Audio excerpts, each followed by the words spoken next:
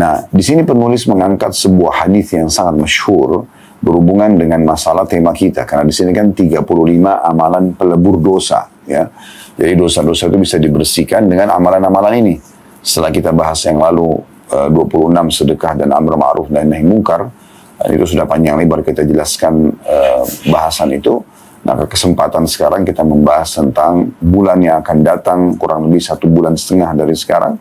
Ya, kita akan masuk ke bulan yang mulia yang kata Nabi SAW dalam hadis Abu Hurairah radhiyallahu anhu, dan hadis ini diriwayatkan oleh Bukhari, "Man shama Ramadhana imanan wa ihtisaba, ghufira lahu ma taqaddama min dhanbi." Siapa yang berpuasa Ramadan karena dua, keimanan, yakin ini perintah Allah Subhanahu wa taala, dan ihtisab, mengejar pahalanya, ingin meraih balasan yang sempurna dari Allah Subhanahu wa taala, maka akan dibersihkan dosa-dosanya yang lalu. Poin ini teman-teman sekalian adalah poin yang sangat luar biasa, di mana kita bisa melihat ya, kalau orang yang disampaikan umurnya, dan semoga kita termasuk ya, di antara kaum muslimin yang terus Allah berikan Ramadan yang banyak ke depan, maksimal sampai kita meninggal nanti, kita juga akan mendapatkan maksimal balasan pahala dari Allah Subhanahu wa taala.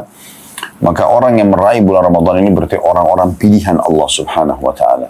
Karena diberikan kesempatan mereka untuk melipat gandakan pahalanya dan membersihkan dosa-dosanya. Asal dia fahami baik-baik hadis yang baru saja kita bacakan, siapa yang berpuasa Ramadan diikuti karena keimanan dan mengharapkan pahala dari Allah Subhanahu wa taala, maka dibersihkan dosa-dosanya yang lalu. Asal dia betul-betul karena keimanan, artinya dia akan mengerjakan ini karena perintah Allah, dan terus dia menjaga kualitas puasanya dan ibadahnya selama 1 bulan penuh, maka akan mendapatkan keutamaan pembersihan dosa-dosa. Kata penulis, yang dimaksud dengan tanda kutip karena iman adalah mempercayai keutamaan puasa. Sedang yang dimaksud dengan ihtisaba, tanda kutip, ya adalah hanya menginginkan Allah saja tanpa riya dengan amalnya. Jadi di sini penulis hanya mengangkat sebuah hadis saja yang dijadikan sebagai motivasi untuk mendapatkan pengampunan dosa selama Ramadan. Baik, seperti biasa teman-teman sekalian, kita akan coba lebih dalam membahas tentang bulan Ramadan. Ada apa sebenarnya dengan bulan Ramadan ini? Ya, sampai akhirnya dia menjadi target setiap orang-orang beriman, dan tadi saya katakan kalau ada orang yang mati saja kemudian dihidupkan kembali, lalu diberikan pilihan kira-kira dalam sepanjang tahun 365 hari, ya, dia diberikan pilihan 1 hari untuk hidup lagi sehingga dia bisa menambah amal solehnya, maka dia akan memilih Ramadan. Terlebih juga tadi para salafus soleh terus berdoa 6 bulan setelah Ramadan, setelah Idul Fitri, agar diterima amal-amal yang mereka sudah kerjakan selama Ramadan. Ini tentunya amal-amal kita harapkan diterima oleh Allah Subhanahu wa taala di setiap saat, ya, sepanjang tahun. Tapi Ramadan mereka khususkan doa agar diterima oleh Allah Subhanahu wa taala. Plus lagi, ya, juga tentunya 5 bulan ke depan setelah 6 bulan berlalu dari Idul Fitri, mereka terus saja memohon agar Allah sampaikan di bulan Ramadan itu. Ini kan berarti punya keutamaan yang luar biasa, sampai punya melahirkan dan mendatangkan perhatian khusus para orang-orang yang sudah memahami keutamaan bulan ini. Kita akan mulai teman-teman sekalian, ada apa sebenarnya dengan bulan Ramadan. Bulan Ramadan yang pertama yang perlu kita garis bawahi adalah bulan memang yang dikhususkan oleh Allah Subhanahu wa taala untuk diturunkan kitab yang penuh dengan petunjuk untuk umat manusia, yaitu Al-Quran. Dan ini dipilih oleh Allah Subhanahu wa taala karena memang bulan ini punya keutamaan. Allah Subhanahu wa taala bisa pilih bulan mana saja untuk diturunkan Al-Quran. Tetapi bulan Ramadan dikhususkan oleh Allah Subhanahu wa taala karena kedudukannya. Makanya Allah Subhanahu wa taala sebutkan dalam surah Al-Baqarah ayat yang masyhur, surah nomor 2 ayat 185, "Syahrul Ramadan alladzi unzila fihi al-Qur'anu hudan lin-nasi wa bayyinatin minal huda wal furqan, faman syahida minkumus syahra falyasum." Artinya, beberapa hari yang ditentukan itu adalah bulan Ramadan. Bulan yang di dalamnya diturunkan permulaan Al-Quran sebagai petunjuk bagi manusia dan penjelasan atau pembeda antara yang hak dan yang batil. Karena itu, barang siapa di antara kamu yang hadir di negeri tempat tinggalnya di bulan itu, maka hendaklah dia berpuasa pada bulan itu. Ibnu Katsir rahimahullah menjelaskan tafsir Al-Baqarah 185 ini. Dia mengatakan dalam ayat ini, Allah Ta'ala memuji bulan Ramadan, yaitu dibandingkan bulan-bulan yang lainnya. Allah memuji demikian karena bulan ini telah Allah pilih sebagai bulan diturunkannya Al-Quran dan dari bulan-bulan yang lainnya. Sebagaimana pada bulan Ramadan juga Allah menurunkan kitab ilahiyah lainnya, para nabi alaihi wassalatu wassalam. Ya, berarti dari statement Ibnu Katsir rahimahullah kita dapat tambahan informasi, selain Al-Quran ternyata kitab-kitab lain pun itu diturunkan di bulan Ramadan. Berarti memang Allah SWT memilih secara khusus. Kalau dia mengatakan, tapi kan Ustaz, Al-Quran kan turun selama 23 tahun. Dia turunnya bertahap. Tidak sekaligus turun langsung 30 juz dan 114 surah, 6.000 sekian ayat.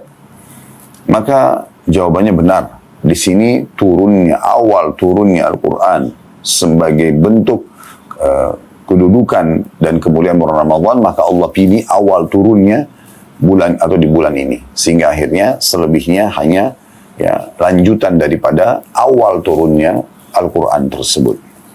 Di bulan Ramadan semua syaitan-syaitan dibelenggu. Dalam beberapa riwayat syaitan-syaitan yang jahat yang suka menyesatkan manusia, dan juga pintu-pintu neraka ditutup, serta sebaliknya pintu-pintu surga dibuka semuanya. Apa maknanya ini? Maknanya khusus di bulan Ramadan, teman-teman sekalian. Musuh bebuyutan manusia yang selalu mau manusia itu sesat, menyimpang dari Allah, dari jalan Allah Subhanahu wa taala, selalu bermaksiat, tidak taubat, supaya nanti ujung-ujungnya mendapatkan kesengsaraan dunia dan juga kecelakaan dan masuk neraka di akhirat sana, wa na'udzubillah. Syaitan dia berusaha untuk menyesatkan manusia. Khusus di bulan Ramadan dan bulan lain tidak memiliki keutamaan ini, dibelenggu semua syaitan-syaitan tersebut.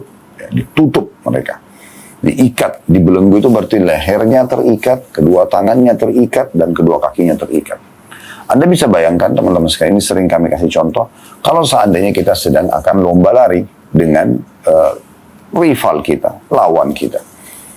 Kemudian lawan kita ini dibelenggu. Kakinya dirantai, tangannya dirantai, lehernya dirantai. Musuh Anda. Maka yakin teman-teman sekalian di saat itu Anda berjalan santai saja, tetap saja Anda akan menang. Tidak usah lari, karena musuhnya diikat. Kan begitu.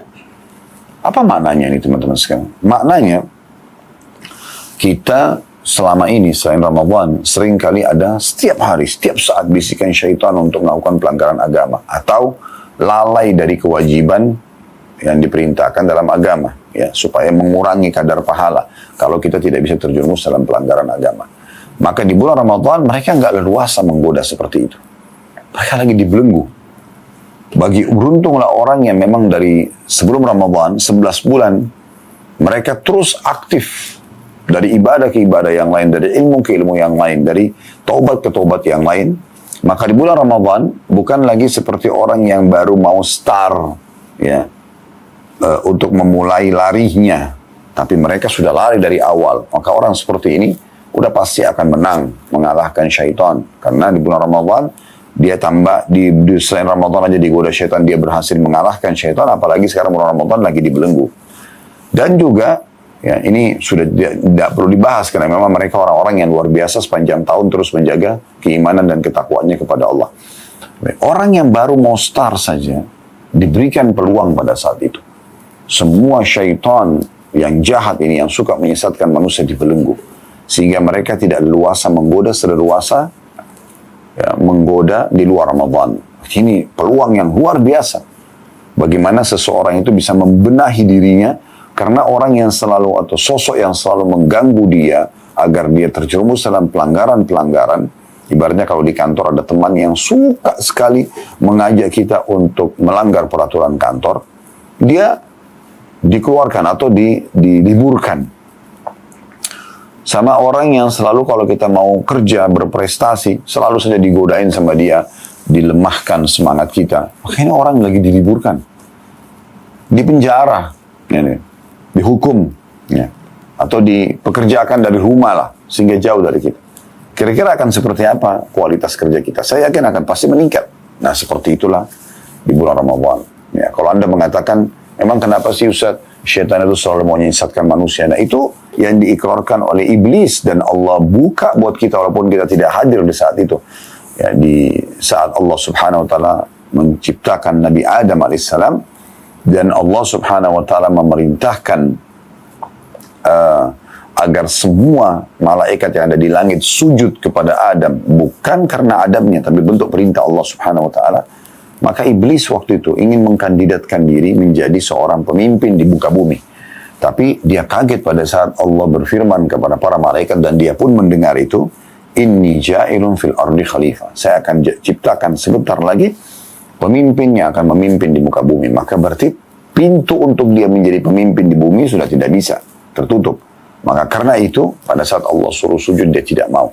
Dan waktu Allah tanya, apa yang menahanmu untuk kau sujud kepada apa yang telah aku perintahkan dan aku ciptakan dengan kedua tanganku? Maka iblis mengatakan, aku lebih baik dari dia, engkau ciptakan aku dari api dan engkau ciptakan dia dari tanah. Maka Allah sudah tahu sebenarnya tujuannya dia bukan karena api lebih baik dari tanah, tapi memang tujuannya membangkang dan sombong. Maka Allah Subhanahu wa taala menghukum dia, dan dia bisa dihukum, dia sudah tahu dia akan masuk neraka, maka dia mengatakan, izinkan aku agar umurku panjang sampai nanti akhir kehidupan dunia, maksudnya hari kiamat, dan aku pasti akan menyesatkan orang ini dan keturunannya. Nah, berarti memang dia sudah berikrar, dan Allah mengizinkan dia untuk itu sebagai bentuk ujian buat kita. Berarti kan memang syaitan tidak akan pernah berhenti untuk terus menggoda dan menyesatkan kita. Nah, di bulan Ramadan mereka dibelenggu. Mulia sekali bulan ini, sehingga kita dengan leluasa melakukan ibadah lebih ringan buat kita untuk mengerjakan, karena memang dasarnya kitanya sendiri ya aman dari godaan dia. Kemudian juga di bulan Ramadan pintu-pintu neraka ditutup. Ya. Jadi maksudnya tidak ada orang yang akan dimasukkan ke neraka karena diberikan kesempatan bertobat. Dan pintu-pintu surga dibuka, maksudnya pendaftaran untuk masuk ke dalam surga dibuka. Ya, pendaftaran untuk masuk ke dalam surga dibuka. Nah, jadi seperti ibaratnya kalau satu perusahaan, ini kita cuma kasih perumpamaan tanda kutip supaya mudah difahami saja. Kalau satu perusahaan mengatakan mulai tanggal 1 Januari sampai akhir Januari, khusus ini dibuka pendaftaran bagi orang yang mau jadi staff di situ misalnya. Maka orang yang mendaftar mengikuti syarat-syaratnya di bulan Januari, kemungkinan besar diterima jadi pegawai itu sangat terbuka. Persentasenya bisa di atas 90%. Ya. Atau bisa dikatakan dia akan diterima. Dibandingkan nanti dia datang bulan Februari, mungkin dia bisa diterima, mungkin juga tidak. Nah, ini rasionalnya saja. Berarti di bulan Ramadan kesempatan emas orang untuk mendaftarkan dirinya menjadi ahli surga. Dan rangkaian ibadah untuk menuju surga sudah dipandu di bulan Ramadan. Siang harinya kita sibuk berpuasa, menahan diri dari hal-hal yang dilarang oleh Allah, termasuk yang halal saja.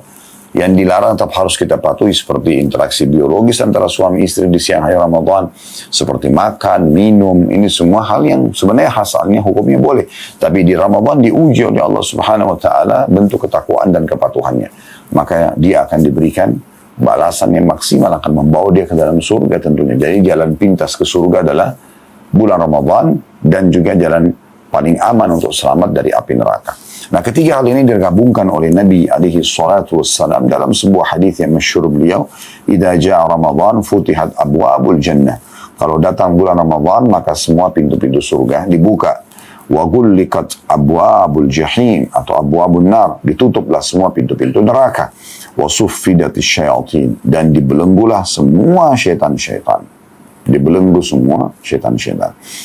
Al-Qadhi Iyad berkata rahimahullah, hadis ini dapat bermakna terbukanya pintu surga dan tutupnya pintu neraka dan belenggunya syaitan-syaitan sebagai tanda masuknya bulan Ramadan dan mulianya bulan Ramadan tersebut.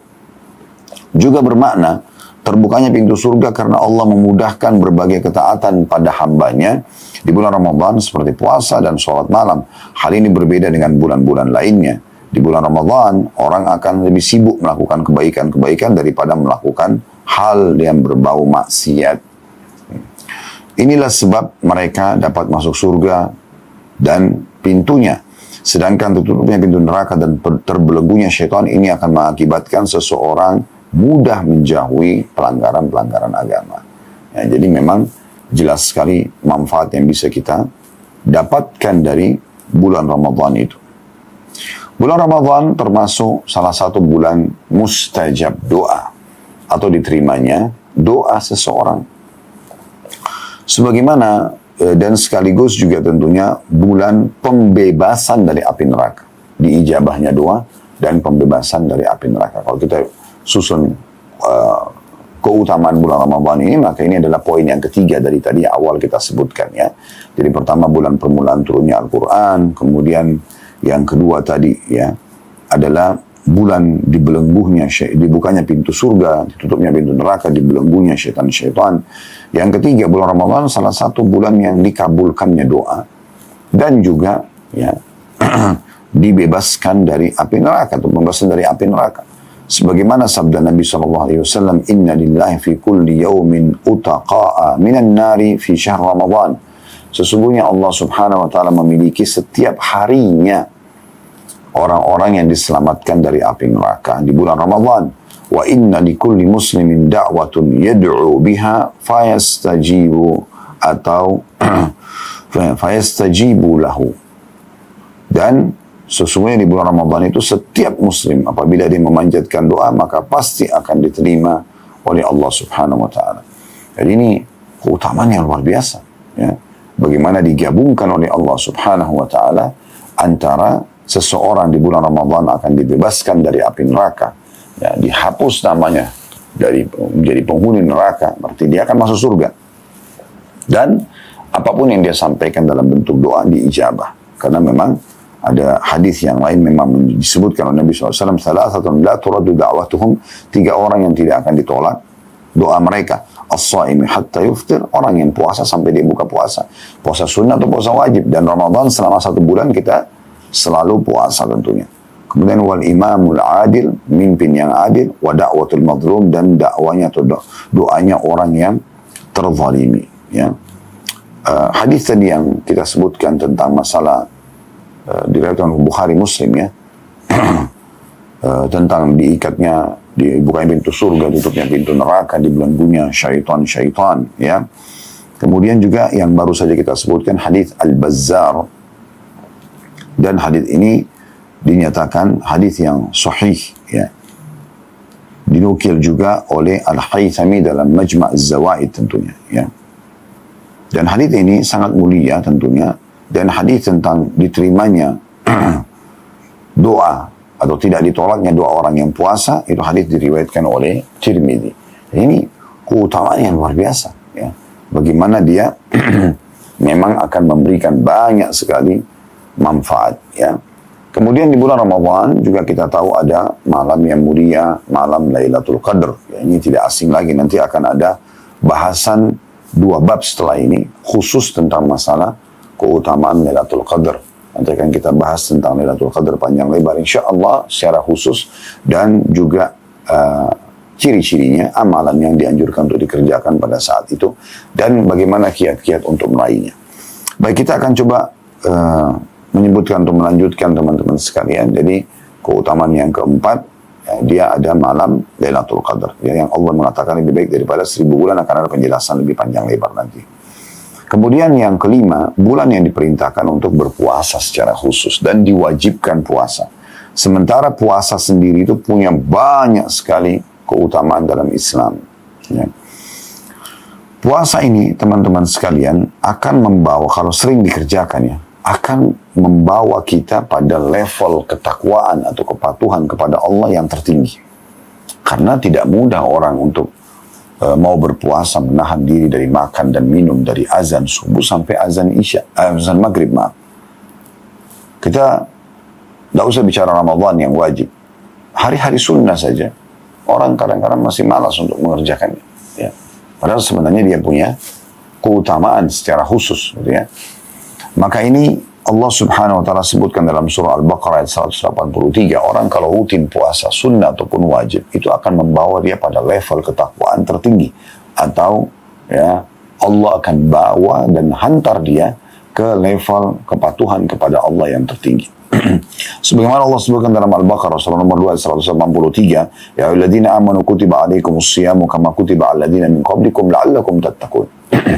Hai orang-orang beriman, telah diperintahkan dibuatkan program puasa untuk kalian sebagaimana dibuatkan untuk orang-orang sebelum kalian agar kalian mencapai level terbaik tertinggi dari ketakwaan.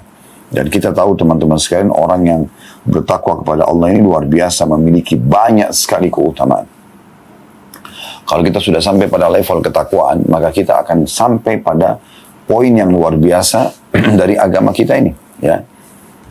Sebagaimana Allah subhanahu wa ta'ala sebutkan, bisa kita bahasakan sebenarnya puluhan, bahkan mungkin bisa ratusan keutamaan orang yang bertakwa. Ada Allah gabungkan di dalam surah At-Talaq, surah nomor 65, ayat 2, ayat 3, ayat 4, dan ayat 5. 4 ayat berturut-turut, semuanya ini, teman-teman sekalian, berisikan ya keutamaan tentang takwa itu sendiri.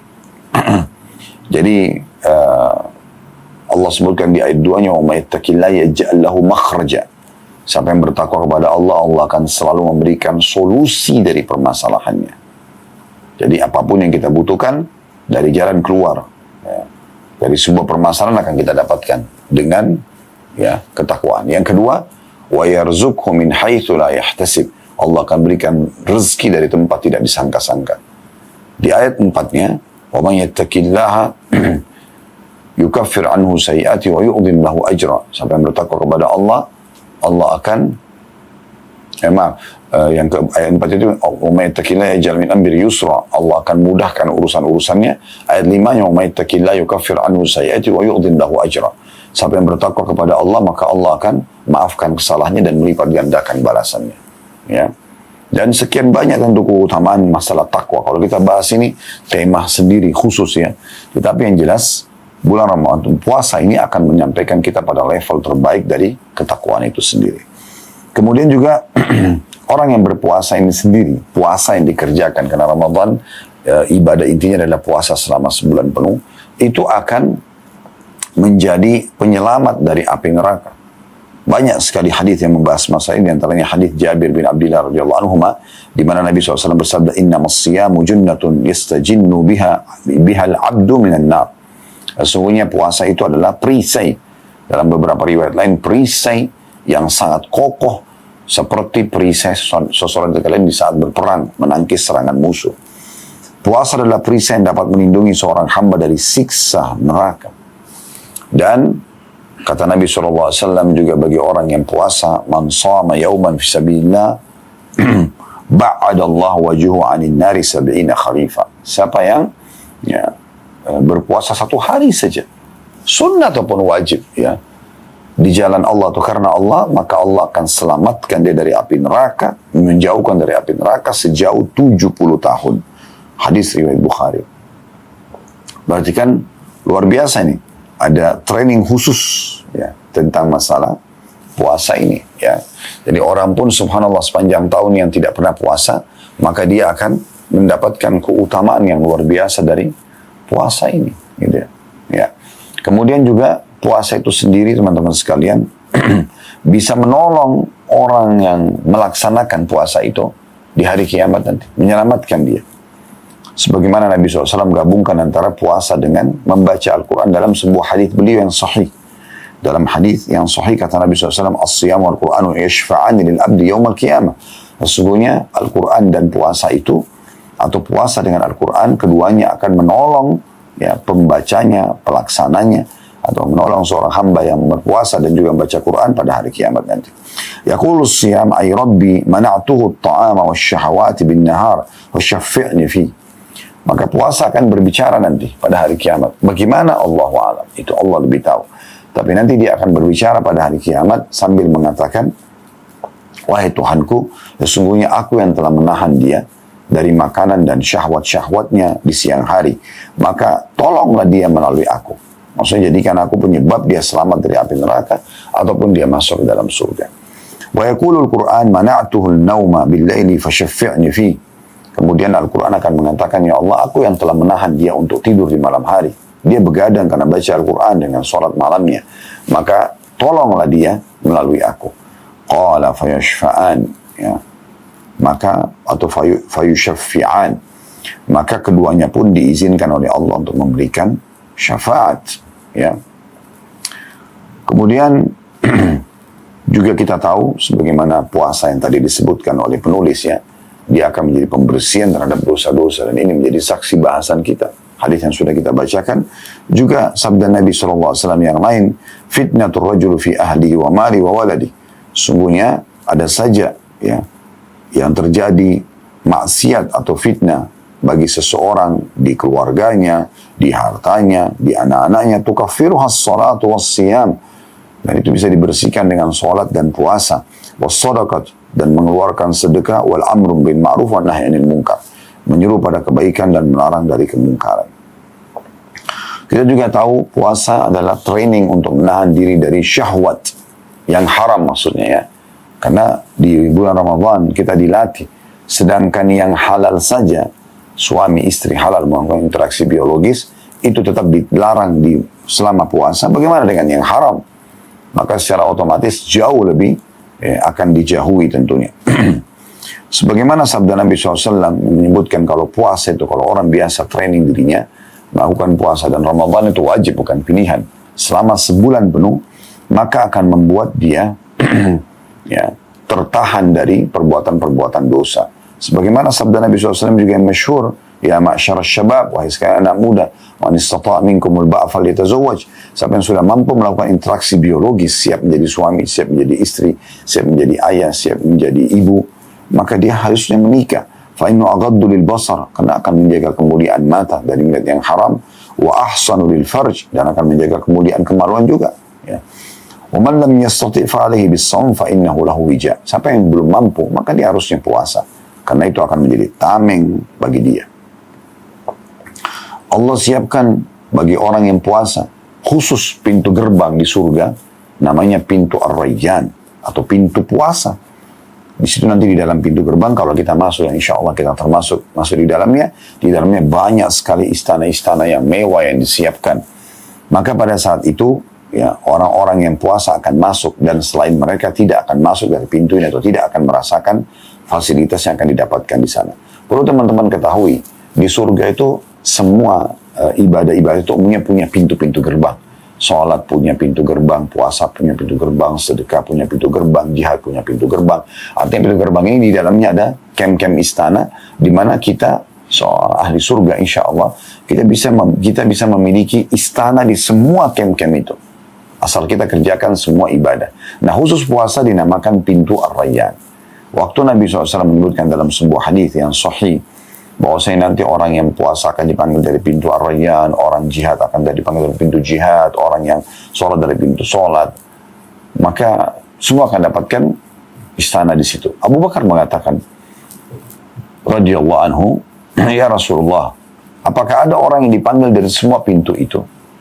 Artinya di semua pintu istana ini, pintu surga ini, dari setiap ibadah, dia punya istana di dalam, ada orang yang bisa dipanggil dari semua pintu itu, kata Nabi SAW, iya, termasuk kamu salah satunya. Dan semoga kita bersama dengan Abu Bakar insya Allah. Allahumma amin, kita dipanggil dari semua pintu tersebut.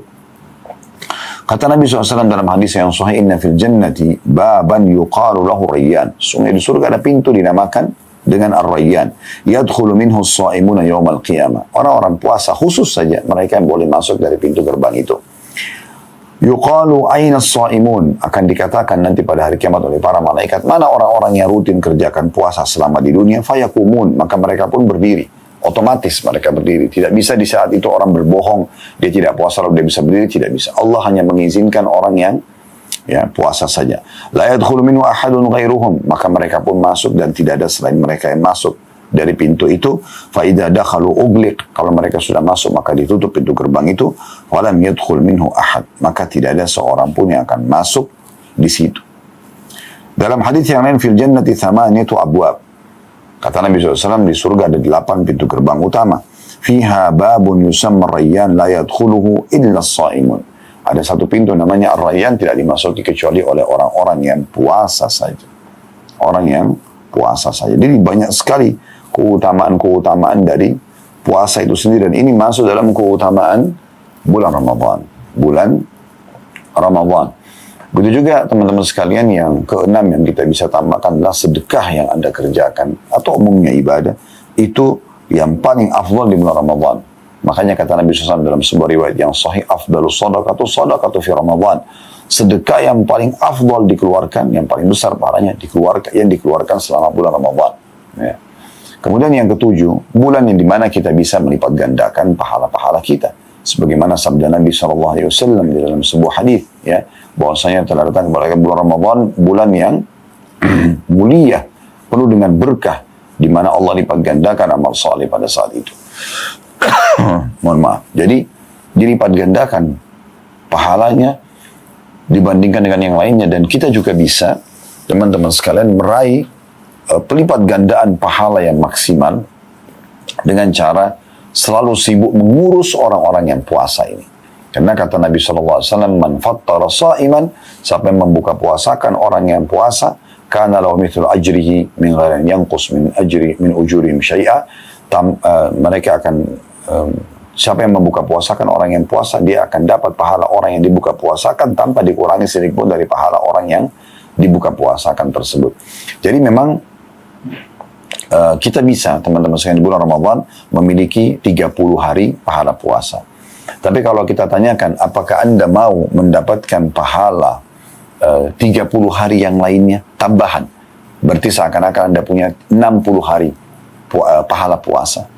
Atau apakah Anda mau dilipat gandakan lagi, tambah lagi 30 hari, berarti 90 hari? Atau 120 hari? Atau 150 hari? Intinya sebenarnya kelipat gandaan daripada 30 hari yang Anda puasa itu. Tentu saya yakin orang yang berakal atau orang yang dalam hatinya ada seperti biji sawi dari keimanan, pasti jawabannya mau. Pasti jawabannya mau. Tidak mungkin mereka tidak mau. Bagaimana caranya?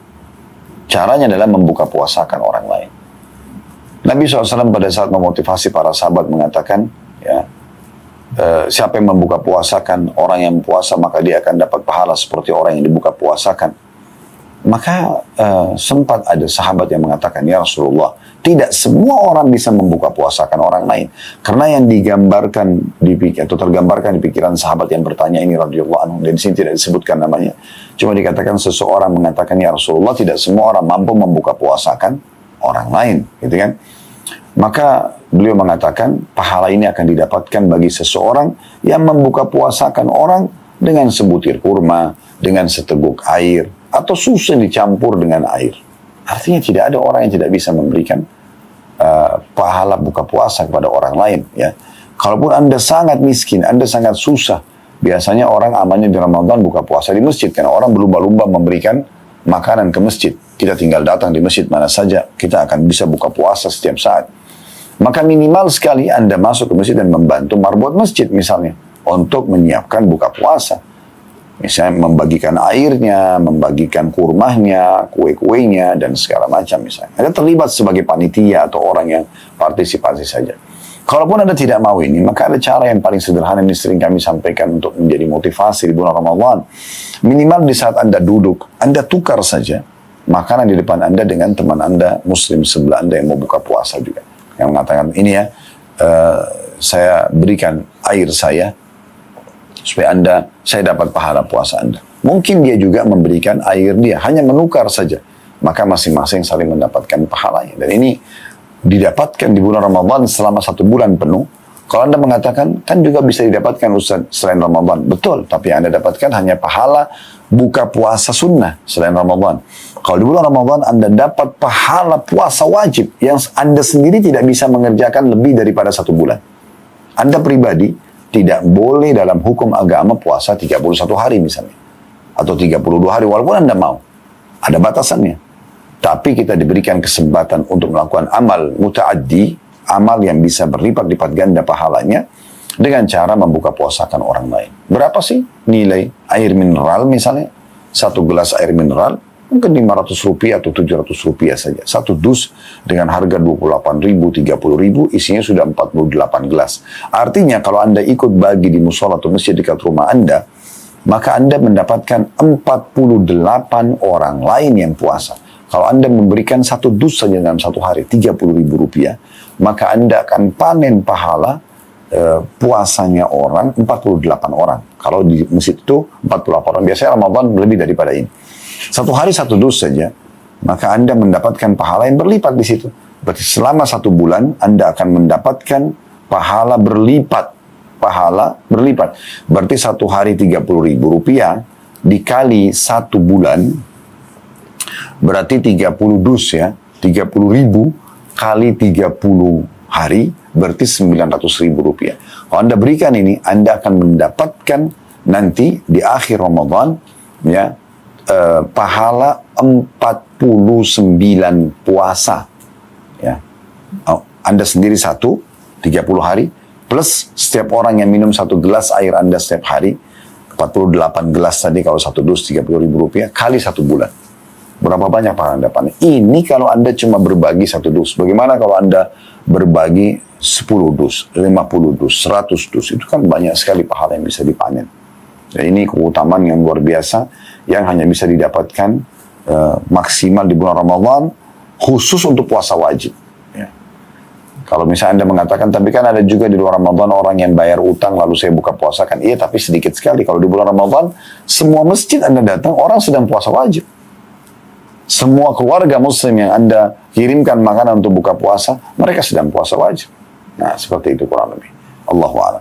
Dan kedepannya nanti, mungkin menjelang Ramadan atau di saat Ramadan, kita juga akan kembali mengingatkan dan merefresh lagi ya, memfreshkan kembali pengingatan kita tentang masalah Ramadan ini, dan semoga Allah Subhanahu wa taala memang menyampaikan kita di Ramadan yang akan datang ini insyaallah, dan Ramadan yang banyak ke depannya maksimal Allah berikan kepada kita dengan keimanan yang sempurna, ketakwaan yang sempurna, amal-amal saleh yang sempurna, dan dosa-dosa yang dimaafkan oleh Allah Subhanahu wa taala. Allahumma amin.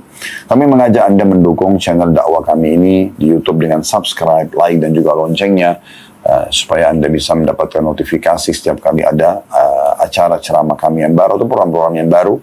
Bagi teman-teman juga di Instagram, di Facebook, di TikTok, dengan follow, dengan share, atau mungkin ada cara-cara yang dipandukan oleh setiap medsos yang Anda aktif setiap hari di sana, dan sebarluaskan ceramah ini agar Anda ikut andil bersama kami hanya dengan bermodalkan jari Anda untuk Anda mengajak dan meng-share kepada orang-orang lain.